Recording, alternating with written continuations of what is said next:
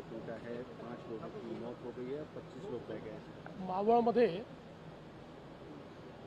जो काही एक पूल तुटल्याची दुर्घटना झालेली आहे, आत्ता मी विभागीय आयुक्त, तहसीलदार आणि पोलीस कमिशनर यांच्याशी बोललो आहे।